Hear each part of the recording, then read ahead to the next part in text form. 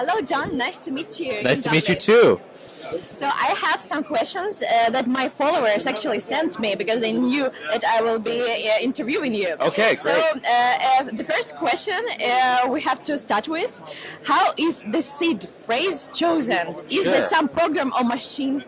Yeah, so the device actually generates a sufficient amount of what we'd call entropy to generate the seed phrase, and that seed phrase is chosen from like a vast library of 60,000 plus different words. So essentially, a random generation using the entropy selects from those various seed phrases to give you a completely random seed phrase that then creates your private keys.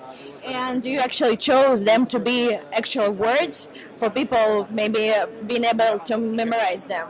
Yeah, so the words are just like they're essentially just a mnemonic. It's what we call it's a certain form of the entropy turned into a human readable form to make it easier to write down and easier to have it be actually, if you need to use it later, it's something you can use. You could do the same thing with just a string of random characters, but that's not nearly as easy for the user, and it's not necessarily any safer either. So with proper entropy, randomly generated words in a seed phrase like that are extremely secure. So also, I have a question from my followers. It's about how you choose the coins to be supported. Yeah, so we try to make sure that we support all of the popular assets. There's a factor of demand, is this an asset that our users actually want and is worth our time to add? And then there's also a factor of the technical ability to add the coin to a KeepKey. So some new technologies that are not as similar to the other ones we support might be harder to add than something that is very similar to like a Bitcoin or Ethereum or ERC20 token, something like that. So those things weigh, and then we make kind of a roadmap of all the things we want to add to the device. So we try to make sure we're trying to keep up with everything that people want, that there's high demand for. We're getting better and better at that. Since we acquired KeepKey last year, we kind of had to get the engines running again and really get that development going. But you're going to see a lot of new assets coming to the KeepKey over the next few months. Thank you very much. So for our followers who still haven't seen the KeepKey, let me show this one. And this one is really cool because they do come in different colors. They do. As far as I know, I like this green one, maybe the best.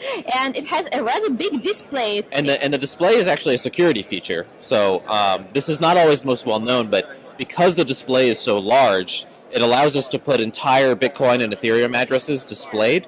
And this helps protect against man-in-the-middle attacks. Because if you can't see, so some other hardware wallets, they don't have a big screen, so they abbreviate the address, and you only see part of it. That can actually be exploited, potentially, and could be used to attack a user because they can't verify that the address they're sending to is actually the one they think it is. So it's not just for vanity, and it looks nice, too. It's also because that actually helps secure the user. Okay, that's a really nice idea because I was always thinking about it. Yeah. For some people, it's difficult to check if they really are sending money to the person they want. Correct. Or it's going somewhere else. And it's still difficult with all those digits and symbols. Absolutely. But it makes a lot of sense. And also, I want to ask you about this crazy rumor that there is an option when you can extract some chip from the device, and some robbers or thief who got your device can read the information and got your money. Is it any possible? Is it the truth or no? No, I don't believe that's possible. So there have been some exploits like this that have been found over the years through various responsible disclosures that affect the KeepKey and other similar devices like the Trezor and the Ledger. But the reality is that every one that's been found has been patched. So as far as I know, there is no such vulnerability in the KeepKey. We've been able to patch any of those. If someone were to try to extract the chip from this device and do what you just said, essentially all the information would be wiped from memory and it would be a useless piece of junk.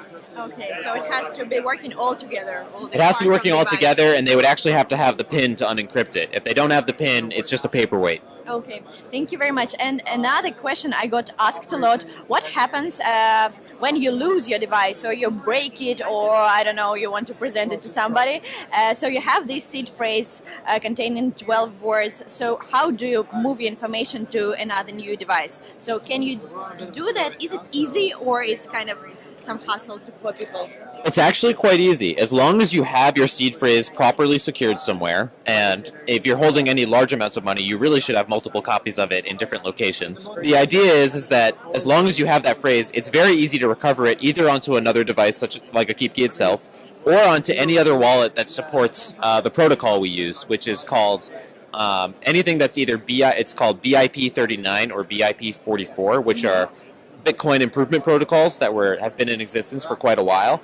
As long as they follow that standard, and most modern wallets do, you can recover it to any of those wallets. So even if KeepKey went away as a company, it would actually be which we're not planning to do. But even if we did, your funds are safe, and you can easily get them onto another device or another software wallet and easily have access to your funds. You would never lose it. And that's just backed by the power of cryptography and math. Has nothing to do with the device itself. It's some magic, you know. Yes. Thank you very much. It makes a lot of sense, and I hope this interview will be very useful for my followers. Myself too. Yeah, and I hope they will order some device to test themselves. Yes, please. Because they please look buy cute. them. They look very cute, and they work properly. They work great, and they're a great aesthetic. It's a very great reason to buy some hardware wallet for yourself and keep your seed phrase very secure. In some of those places, nobody can find it. That's right. Thank you very much, John. Thank you very much, Tina.